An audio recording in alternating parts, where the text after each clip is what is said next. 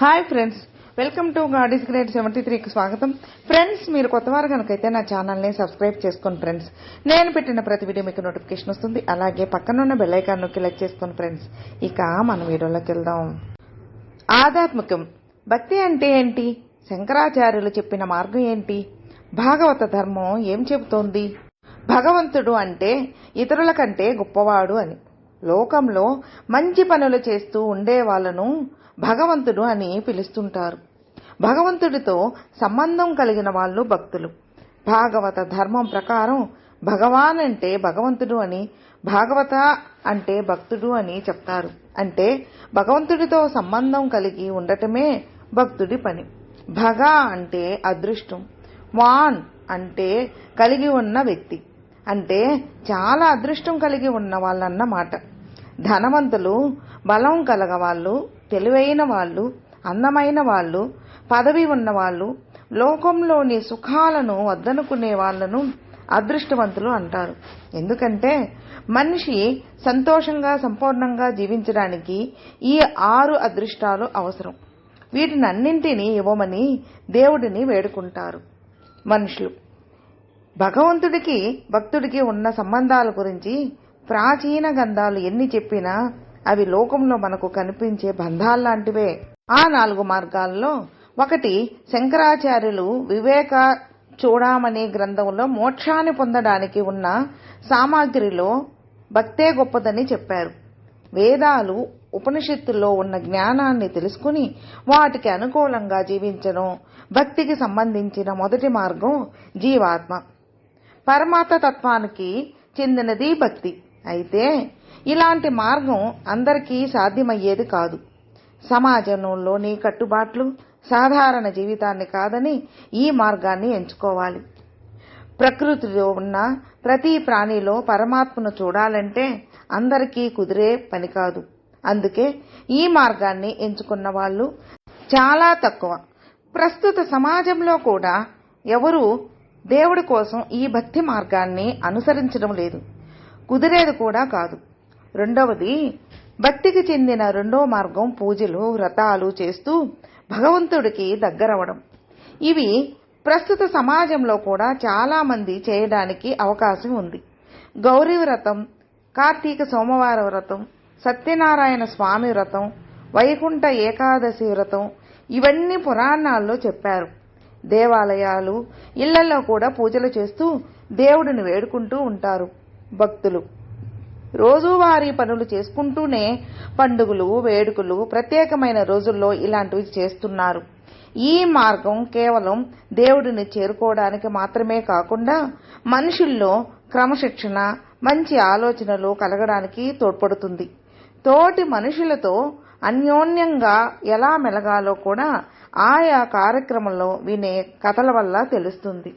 మూడవది, దేవుడిని కేవలం రూపం లేని వాడిగా కాకుండా ఏదో ఒక రూపంలో చూసుకుంటూ పూజించేదే మూడవ మార్గం.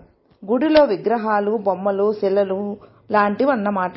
అయితే ఈ మార్గంలో దేవుడిని వివిధ కళల ద్వారా పూజిస్తారు భక్తులు. సంగీతం, నాట్యం, సాహిత్యం ద్వారా భగవంతుడిని కీర్తిస్తారు. గోపికలు, రాధ, కృష్ణుడి కోసం ఇలాంటి భక్తి మార్గాన్నే ఎంచుకున్నారు. త్యాగరాజ, ముత్తుస్వామి కూడా తమ సంగీతంతో భగవంతుడిని అర్పించారు. ఇది కేవలం దేవుడిని చేరుకునే మార్గం మాత్రమే కాదు, ఈ కళల ద్వారా శారీరక, మానసికమైన సంతోషాన్ని ఇస్తాయి, ఒత్తిడి నుంచి బయటపడేస్తాయి, తిరిగి ఉత్సాహాన్ని ఇస్తాయి. అభిరుచి ఉన్న వాళ్ళు ఈ కళల్లో రాణించడానికి ఇదో మంచి మార్గం. భక్తికి సంబంధించిన చివరి మార్గం చాలా సులభమైంది. ఎక్కువ మంది ఆచరించేది పురాణాలు, శాస్త్రాలు చదవాల్సిన పని లేదు. కష్టమైన నియమాలు పాటించాల్సిన అవసరమూ లేదు. ఎవరికి వాళ్ళు ధర్మబద్ధంగా విలువలతో బతికితే చాలు. కష్టపడి పని చేసుకుంటూ సంపాదించుకుంటూ సంతోషంగా జీవించాలి. గుళ్ళు, గోపురాలు కట్టించి కీర్తి తెచ్చుకోవడానికి ప్రయత్నించక్కర్లేదు. ఒకరికి అన్యాయం చేయకుండా, బాధ పెట్టకుండా సొంత శక్తితో బతకడం, ప్రేమతో స్నేహంగా ఉండటం ఇలాంటి వాటి వల్ల సమాజానికే కాదు వ్యక్తికి కూడా మంచిదే. భక్తి అన్నది భగవంతుడు, భక్తుడు అనే ఇద్దరి మధ్య ఉన్న ఒకానొక సంబంధం మాత్రమే కాదు, చుట్టూ ఉన్న సమాజంతో కలిసి బ్రతకడం, లావాదేవీలు మొక్కుబడులు పెట్టుకుని కోరికలు తీర్చమని అడగటం అంతకన్నా కాదు. అందర్నీ మంచి వైపు నడిపేది, ప్రభావితం చేసేది తండ్రి కొడుకుల సంబంధంలా, భార్యాభర్తల బంధంలా, స్నేహితుల్లా భగవంతుడికి భక్తుడికి ఉన్న బంధాన్ని చూడాలి. స్వతంత్రంగా జీవిస్తూనే మిగిలిన వాళ్లతో ఎలా కలిసి బ్రతుకుతారో అలాంటిదే భగవంతుడికి బంధమని శంకరాచార్యుల వారు చెప్పారు. ఈ ప్రపంచం ఒక భక్తి సముద్రం. ఆధ్యాత్మికత, ఆరాధన నిండి ఉన్న ప్రపంచంలో చాలా గొప్ప ప్రశాంత అనుభూతి పొందుతారు అందరూ. అయితే ఇదంతా కామన్కు వన్ సైడ్ అన్నట్లుగా ఉంటుంది. ఇంకొక సైడ్ చూస్తే దేవుడు, ఆరాధన, భక్తి ఇవన్నీ చాలా కమర్షియల్గా ఉంటాయి. ఇవి కాకుండా మరొక విభిన్నమైన కోణం కూడా ఉంది. అదే మూఢంగా అన్నీ నమ్మేయడం. భక్తి గొప్పది. ఆ భక్తిని కమర్షియల్గా చేసి దాన్ని కృత్రిమం చేయడం ఒక పనికిమాలిన చర్య అయితే, ఆ భక్తిని పిచ్చిగా అనుసరించడం కూడా అలాంటిదే. భక్తిలో మూఢం ఉంటుందా? అది పనికిమాలిన చర్య అవుతుందా అనేది ఎంతో మందికి కలిగే సందేహం. భక్తి అనేది మనిషిని ఉన్నతుడిగా, ఆ దేవుడికి దగ్గరగా తీసుకెళ్లే సాధనం. దేవుడు ఎక్కడున్నాడు? ఆయన దగ్గరకు వెళ్ళడానికి భక్తి ఎలా సహకరిస్తుంది అనే అనుమానం వస్తే, దేవుడు మనం చేసే ప్రతి ఒక్క వస్తువులోని, చూస్తున్న వస్తువులోనూ, ప్రతి జీవిలోనూ, మనుషులు, జంతువులు, పక్షులు ఇలా అన్ని రకాల ప్రాణులలో ఉంటాడు. అన్నిటినీ సమానంగా చూసిన నాడు, అన్నింటిలో ఆ దేవుడు ఉన్నాడని తెలుసుకున్న నాడు అన్ని విషయాల పట్ల భక్తిగా ఉంటారు. నిజానికి భక్తిలో క్రమశిక్షణ, బాధ్యత ఉంటాయి. అవి జీవితాన్ని ఒక సమాంతర రేఖ మీద ప్రయాణించేలా చేస్తాయి. నేటి భక్తి ఎలా ఉంటుందంటే, ఇప్పటి కాలంలో భక్తి ఎలా ఉంటుంది? కిలోమీటర్ల దూరం ప్రయాణం చేసి దేవుడి దగ్గరికి వెళ్ళి దేవుడిని కూడా సరిగ్గా చూడకుండా, నువ్వు నాకు అది ఇస్తే నేను నీకు ఇస్తాను అని కొన్ని అగ్రిమెంట్లు మొక్కుల రూపంలో డిసైడ్ చేసి అక్కడ ప్రసాదాలు మెక్కి షాపింగ్లు చేసి తిరుగు ప్రయాణం చేయడం. ఇంకా కొన్ని వేరే దారుల్లో దేవుడి పేరు చెప్పి అన్నదానాలు అంటారు, వస్త్రదానాలు అంటారు, ఎన్నెన్నో హడావిడి పనులు చేస్తారు. కానీ అక్కడ దేవుడి కంటే కొందరు మహానుభావులను పొగడడానికి లేదా కొందరి చేత పొగిడించుకోవడానికి చేసే పనులు ఎక్కువ. దేవుడి కార్యంలో దేవుడు తప్ప మిగతా అంతా హైలైట్ అవుతుంది. మరి అక్కడ భక్తి ఎక్కడుంది? మరొక వర్గం వారు ఉంటారు. వాళ్ళు మరీ మూఢంగా ఉంటారు. భక్తి అంటే అన్నింటిలోనూ దేవుడిని చూడడం అనే విషయం మరిచిపోయి భక్తి పేరుతో అందరినీ హింసిస్తూ ఉంటారు. కులం, మతం, వర్గం, భక్తిలో హెచ్చు తగ్గులు అబ్బో చాలా ఉంటాయి.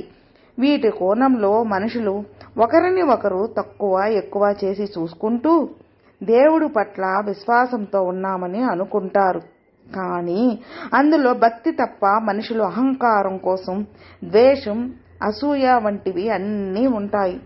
అదే భక్తి అనుకునే వాళ్ళు మూఢులు. ఇంకా అనవసరంగా ఉపవాసాలు చేస్తూ తమని తాము హింసించుకునేవారు మరొక మూఢ వర్గానికి చెందిన వాళ్ళు. అందుకే నిజమైన భక్తి అంటే అన్నింటిలోనూ దేవుడిని చూడటం, గౌరవం, ప్రేమ, మర్యాద కలిగి ఉండటం అని అంటారు. మనిషి ఎలా ఉండాలి? నేటి కాలంలో ఉండే ఒత్తిడిని జయించడానికి మనిషికి ఆధ్యాత్మికత, యోగా, ధ్యానం ఎంతో ముఖ్యమైనవి. అవన్నీ స్వచ్ఛమైన భక్తిలో ఉంటాయి. ఏమీ ఆశించకుండా దేవుడి మీద భక్తితో పూజ, దేవుడి పేరుతో దానం, దేవుడిని తలుచుకుని ఎలాంటి తప్పులు చేయకుండా గడిపే జీవితంలో ఎంతో ప్రశాంతత దాగి ఉంటుంది. తప్పులు చేసి దేవుడా నా పాపాలు పోగొట్టు అని ముడుపులు చెల్లిస్తే ఒరిగేది ఏమీ ఉండదు. దేవుడికి కావాల్సింది ముడుపులు కాదు, సాటి భూత దయ కలిగి ఉండటం, నిస్వార్థంగా ఇతరులకు సహాయపడటం. కాబట్టి నిజమైన భక్తి అంటే ఏమీ ఆశించకుండా ఉండటమే, ఇతరులను గౌరవిస్తూ ప్రేమించడమే. భక్తి అంటే ఏమిటి? అందులోని రకాలు కొన్నున్నాయి. 9 రకాల భక్తి మార్గాలు చెప్పబడినాయి. భక్తి అనేది ఒక పవిత్రమైన భావన. మనుషులలో భక్తి భావన కలవారికి భక్తులు అంటారు. భక్తి అనేక రకాలుగా ఉంటుంది. భగవంతునికి అనుగ్రహం పొందడానికి భాగవతంలో నవవిధ భక్తులు అనగా 9 రకాలైన భక్తి మార్గాలు చెప్పబడినాయి. ఇందుకు ప్రామాణిక శ్లోకం భాగవతంలోని ప్రహ్లాద చరిత్ర ఘట్టంలో ఉంది. అసలు భక్తి ఎన్ని రకాలు, ఎటువంటి భక్తిని కలిగి ఉండటం వల్ల ఎటువంటి ప్రయోజనాలు చేకూరుతాయో కూడా ఉన్నాయి. వాటి గురించి కూడా ఇప్పుడు మనం తెలుసుకున్నాం. శ్రవణ భక్తి. సత్పురుషుల వాక్యాలు, సత్ గ్రంథాలు విన్న మానవుడు మంచివాడిగా మారటానికి అవకాశం ఉంటుంది. ఇది జ్ఞానానికి మార్గం చూపుతుంది. దీనివల్ల మానవులకు భగవంతుని పట్ల విశ్వాసం పెరుగుతుంది. పరీక్షిత్తు శ్రవణ భక్తిని ఆశ్రయించి మోక్షాన్ని పొందుతాడు. కీర్తనా భక్తి అంటారా? భగవంతుని గొప్ప లక్షణాలను కీర్తించడమే కీర్తనా భక్తి. భగవంతుని సాక్షాత్కారం కోసం కీర్తనా భక్తి ఉత్తమమైనది. వాల్మీకి, నారదుడు, తుంబురుడు, ప్రహ్లాదుడు, ఆల్వారులు, నయనార్లు, రామదాసు మొదలైన వారు కీర్తన భక్తితో మోక్షం పొందారు. స్మరణ భక్తి. భగవంతుని లీలలను మనస్సులో నిలుపుకుని స్మరించడమే స్మరణ భక్తి. ఇందులో నామస్మరణం, రూపస్మరణం, స్వరూపస్మరణం అని 3 రకాలున్నాయి. మునులు ప్రహ్లాదుడు, ధ్రువుడు, తులసీదాసు, త్యాగరాజు మొదలైన వారు స్మరణ భక్తితో ధన్యులైనారు. ఇక పాదసేవన భక్తి. భగవంతుని సర్వావయవాలలో ప్రాముఖ్యం వహించినవి పాదాలు. వీటిని సేవించిన భక్తులకు భగవంతుని పవిత్ర సేవ చేసుకున్న ఫలితం వస్తుంది. భరతుడు, గుహుడు మొదలైన వారు ఈ పాదసేవ ద్వారా ముక్తులైనారు. అర్చన భక్తి. ప్రతిరోజు తులసి పుష్పాదులు, ఇతరుల సుగంధ ద్రవ్యాలను సమర్పించి అర్చన రూపంలో దేవుని పూజించడమే అర్చనా భక్తి. మానవులు తాము నమ్ముకున్న భగవంతుని అర్చనామూర్తులను ప్రతిష్ఠించుకుని పూజా ద్రవ్యాలతో, ధూప దీప నైవేద్యాలతో దేవతలను అర్పించడం ప్రస్తుత సమాజంలో ఎంతో ప్రాచుర్యంలో ఉంది. వందన భక్తి. వందనం అంటే నమస్కరించడం. తన యందు మనస్సు నిలిపి భక్తులై పూజింపమని, నమస్కరించమని కృష్ణ పరమాత్మ భగవద్గీతలో ఉద్బోధించాడు. ఎన్ని యాగాలు చేసినా, శాస్త్రాలు చదివినా భగవంతుని నమస్కరించని వాడు ఆ ఫలితాన్ని పొందలేడు. దాస్య భక్తి. ప్రతి మనిషి తనకిష్టమైన దేవునికి ఎల్లప్పుడూ సేవకుడై, దాసుడై భక్తి శ్రద్ధలతో పూజించాలి. కులశేఖర ఆళ్వారు దాస్యభక్తికి అత్యంత ప్రాధాన్యం ఇచ్చాడు. హనుమంతుడు, లక్ష్మణుడు మొదలైన వారు దాస్యభక్తిని ఆశ్రయించి ముక్తిని పొందారు. సఖ్య భక్తి. సఖ్యం అనగా స్నేహం. భగవంతునితో సఖ్యత ఏర్పరచుకున్నవారు ధన్యులు. అర్జునుడు, సుగ్రీవుడు మొదలైన వారు సఖ్యభక్తితో స్వామికి ప్రీతి పాత్రులైనారు. ఆత్మనివేదన భక్తి లేదా ప్రపత్తి. ఆత్మనివేదనమనగా భగవంతుడు తప్ప ఇంకెవ్వరూ లేరని శరణాగతి కోరడం. భక్తి మార్గాలన్నిటికన్నా ఆత్మనివేదన మోక్ష మార్గానికి సులభమైన మార్గం. ఈ మార్గాన ద్రౌపది, గజేంద్రాదులు ముక్తి పొందారు. భక్తి అంటే ఏమిటి అంటే భగవంతుని మనసా స్మరిస్తూ అన్యదా శరణం నాస్తి త్వమేమా శరణం మమ అని మనల్ని మనం ఆయనకు అర్పించుకోవడమే భక్తి. ఏమీ ఆశించకుండా కేవలం ఆ సర్వేశ్వరుణ్ణి స్మరించడమే భక్తి. రాముడిపై హనుమంతుడికి ఉండేదే భక్తి. శివునిపై నందీశ్వరుడికి ఉండేదే భక్తి. గురువుపై శిష్యునికి ఉండేదే భక్తి. భగవత్తత్వం తెలుసుకున్న వారికి భక్తి గుండె లోపల నుంచి పొంగుకొస్తుంది. ఆయన మీద విశ్వాసం ఉన్నవారు చేసే ప్రతి పనిలోనూ భక్తి అంతర్లీనంగా ఉంటుంది. ఈ కాలంలో భక్తి అంటే భగవంతుని వద్దకు వెళ్లి మన కోర్కుల చిట్టా చదవడమే అనే ధ్యాసలో భక్తులున్నారు. కోర్కెల గురించి ఆ సర్వాంతర్యామిని ప్రార్థించాలనుకునే వారికి అసలు భక్తి తత్వపు పరమార్థం బోధపడనట్లే. ఆ సర్వేశ్వరుడు సర్వాంతర్యామి, ఆయనకు తెలియనిది లేదు. అలాంటి ఆ సర్వవ్యాపునికి మన కోరికలు తెలిపి ఇది నా ఫలానా, నా అవసరం, దాన్ని తీర్చు అని చెప్పుకోవడం హాస్యాస్పదమే కదా. మనతో పాటు మన భూత భవిష్యత్ వర్తమాన కాలాన్ని సృష్టించిన ఆ దేవదేవుడికి మనకు ఏం కావాలో ఏం అక్కర్లేదో తెలియదా? సరిగ్గా ఆలోచిస్తే భగవంతునితో మనం కోరికలకు మొరపెట్టుకోవడం ఎంత హాస్యాస్పదపు పనో అర్థమవుతుంది. భక్తి అంటే శ్రద్ధ, శ్రద్ధ అంటే తిరుగులేని నమ్మకం. భగవంతునిపై లేదా మనం నమ్మిన గురువులపై అంచెలంచెల విశ్వాసం, నమ్మకం ఉండాలి. వారు చూపిన బాట శిరసావహించే భక్తునికే వారి అనుగ్రహం ఉంటుంది. సామాన్యుడికి భక్తుడికి అక్కడే తేడా ఉంటుంది. భక్తికి సరైన ఉదాహరణ కృష్ణార్జునుల అనుబంధం. కృష్ణుడు అర్జునుకి రథసారథి. ఇది భౌతిక అర్థం కాదు. జీవితమనే యుద్ధరంగంలో మనమున్న రథాన్ని నడిపే బాధ్యత పూర్తిగా ఆ సర్వేశ్వరునికే వదిలేస్తే విజయగీత వినిపించి కార్మ్యోన్ముఖుణ్ణి చేస్తాడు.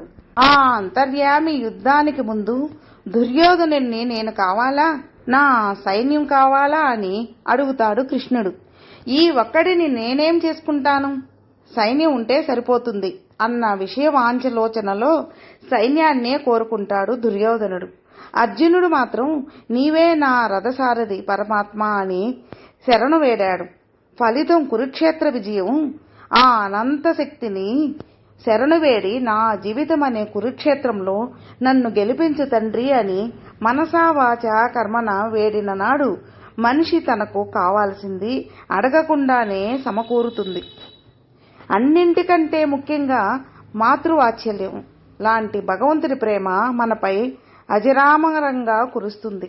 భగవంతుణ్ణి చేరుకోవడానికి ఉన్న ఏకైక మార్గం అంచెలంచెల భక్తి మాత్రమే.